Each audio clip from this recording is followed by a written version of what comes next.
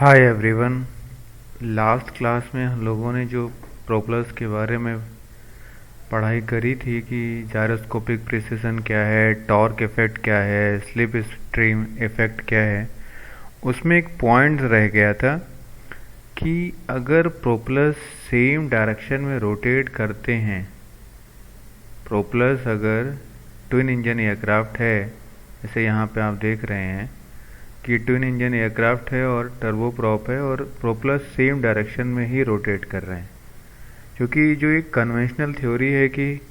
अगर twin engine aircraft हैं तो प्रोपेलर्स हमेशा अपोजिट डायरेक्शन में ही रोटेट करते हैं एक दूसरे के, ताकि हमारा जो टॉर्क इफेक्ट है वो उसको नेगलिफाई कर सकें। तो इस तरह के प्रोपेलर्स, क्योंकि जो आपके काउंटर रोटेटिंग प्रोपेलर्स हैं, जो काउंटर रोटेटिंग प्रोपेलर्स हैं वो बाद में आए थे, उनसे पहले ये वन डायरेक्शन में रोटेटिंग होने वाले प्रोपेलर ही थे। तो उनमें बैलेंसिंग कैसे होती थी, ये थोड़ा सा यहाँ पे ध्यान देने वाली बात है। इनमें बैलेंसिंग करने के लिए, क्योंकि direction of rotation of propellers का देख रहे हैं एक ही डायरेक्शन है, तो एक्चुअली होता क्या था, इनके साथ प्रॉब्लम क्या क्या थी। बैलेंसिंग इनमें होती है। अब ये बैलेंसिंग कैसे होती है कि जो राइट हैंड साइड पे जो इंजन लगा है, अगर आप राइट हैंड साइड पे इंजन जो लगा हुआ है उसमें देखें तो होता क्या है कि जो राइट हैंड साइड वाला जो प्रोपेलर है, जब वो रोटेट करेगा क्लॉकवाइज, तो उसका जो सेंटर ऑफ थ्रस्ट डेवलप होगा वो हमेशा एयरक्राफ्ट की नॉर्मल एक्सिस से दूर जाता है। राइट हैंड साइड पे जो प्रोपेलर है जब वो रोटेट करेगा तो उसका जो सेंटर ऑफ थ्रस्ट है वो हमेशा क्या होता है, एयरक्राफ्ट की नॉर्मल एक्सिस से दूर जाने की कोशिश करता है। अब यही जो लेफ्ट हैंड साइड पे इंजन लगा हुआ है उसमें जो clockwise rotation of the propeller है, तो वो जब रोटेट करती है तो उसमें क्या होता है कि जो सेंटर ऑफ थ्रस्ट है वो नॉर्मल एक्सिस के पास आने की कोशिश करता है। इसकी वजह से ये जो एयरक्राफ्ट हैं जहाँ पे same direction of rotation of the propellers है ऑन बोथ द इंजन्स, तो ये क्या करते हैं, अपने आप को बैलेंस कर लेते हैं। फिर यहाँ पे ये दिक्कत नहीं होती कि आपका जो एयरक्राफ्ट है वो सेम डायरेक्शन ऑफ रोटेशन के प्रोपेलर होने की वजह से डिस्प्लेस नहीं होता। तो फिर काउंटर रोटेटिंग प्रोपेलर्स को डेवलप करने की ज़रूरत क्यों पड़ी जब इससे काम चल ही रहा था। तो काउंटर रोटेटिंग प्रोपेलर्स का मतलब जहाँ पर राइट हैंड साइड का जो प्रोपेलर्स हैं वो क्लॉकवाइज में होंगे, तो लेफ्ट हैंड साइड के जो प्रोपेलर्स होंगे वो एंटी क्लॉकवाइज डायरेक्शन में होंगे, तो एक दूसरे के टॉर्क इफेक्ट को भी मिनिमाइज कर लेते हैं। लेकिन जब इन प्रोपेलर्स से काम हो रहा था, इस तरह के डिज़ाइन से हमें फ़ायदा था, तो हमने काउंटर रोटेटिंग प्रोपेलर्स को डेवलप क्यों किया। उसके पीछे रीज़न ये था कि जब ये टेक ऑफ कर गई एयरक्राफ्ट, जब टेक ऑफ हो जाता है और क्लाइंबिंग फेज़ में चला गया और एक्सीडेंटली अगर कोई भी एक इंजन शट ऑफ हो गया, मान लिया लेफ्ट हैंड साइड का इंजन शट ऑफ हो गया, तो हम क्या देख रहे हैं कि जो राइट हैंड साइड का इंजन है, क्योंकि वो उसका जो सेंटर ऑफ थ्रस्ट है वो away from the normal axis है,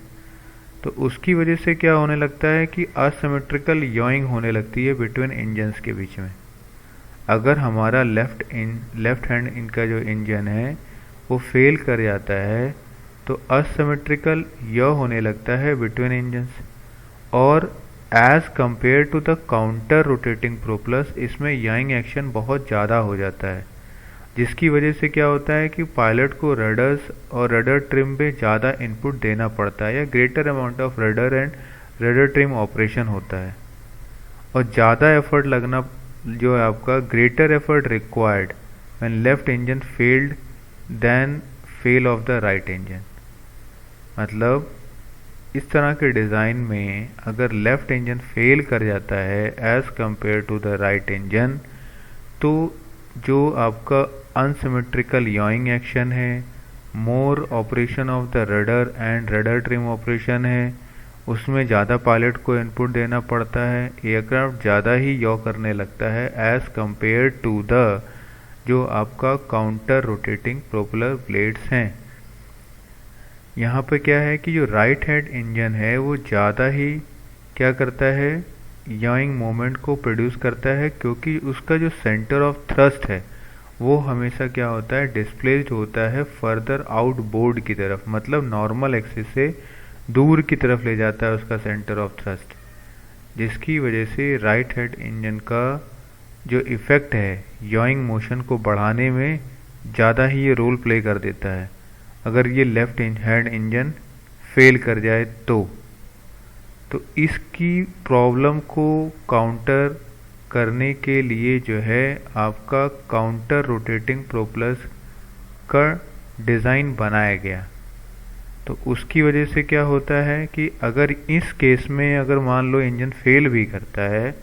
तो फिदर ऑफ द प्रोपेलर कर देते हैं जिस साइड इंजन फेल होगा, करेक्टिव रडर एक्शन लेते ही लेते हैं हम। लेकिन इस तरह के इंजन में जो हैंडलिंग क्वालिटीज़ हैं वो उतनी बैडली अफेक्टेड नहीं होती एज़ कंपेयर टू द जो आपके same direction of the rotation of the propeller है। यहाँ पे same direction of rotation of the propellers है, तो इसमें क्या होता है उतना बैडली अफेक्टेड नहीं होता, क्योंकि यहाँ पर आपका जो इंजन का जो प्रोपेलर का डिज़ाइन है और जो इंजन की प्लेसमेंट है, मतलब दोनों सेम डायरेक्शन में अपोजिट डायरेक्शन में रोटेट कर रहे होते हैं आपके इस टाइप के ये काउंटर रोटेटिंग प्रोपेलर्स में। तो ऐसा नहीं होता है कि अगर राइट हैंड प्रोपेलर ये राइट हैंड इंजन या लेफ्ट हैंड इंजन अगर आपका ख़राब हो गया, क्रिटिकल इंजन की कंडीशन हो गई, तो ये सेंटर ऑफ थ्रस्ट है वो away from the normal axis नहीं हो पाता, जिसकी वजह से ये बहुत ज़्यादा याइंग एक्शन नहीं ले पाता है। बस ये है कि यहाँ पे जो टॉर्क इफेक्ट कम हो जाता है ये इसके इंजन के फेल होने की वजह से, तो हम क्या कर देते हैं ब्लेड की जो ड्रैग क्रिएट होता है उसको अवॉइड करने के लिए इसको फेदर कर देते हैं। तो ये वाला जो इंजन है उसकी वजह जो सेंटर ऑफ थ्रस्ट है वो नॉर्मल एक्सिस से दूर नहीं होता, जिसकी वजह से क्या होता है कि ज़्यादा रडर इनपुट नहीं देना पड़ता है, ज़्यादा वो यॉ नहीं करता है, यॉ करेगा ही लेकिन as compare to the same direction of rotation of the propellers के कंपेयर में यहाँ पे यॉइंग एक्शन बहुत ही कम है, रडर इनपुट भी कम देना पड़ता है, जिसकी वजह से हमें काउंटर रोटेटिंग प्रोपेलर्स में एडवांटेजेस मिलती हैं। इसीलिए नाउ डेज जो एयरक्राफ्ट हैं उनमें हम क्या करते हैं काउंटर रोटेटिंग प्रोपेलर्स का इस्तेमाल करते हैं। और हमने क्या देखा कि काउंटर रोटेटिंग प्रोपेलर्स में प्रोपेलर्स अपोजिट डायरेक्शन में ही रोटेट करते हैं एक दूसरे के, तो टॉर्क इफेक्ट भी यहाँ पे क्या हो जाता है, बैलेंस हो जाता है। तो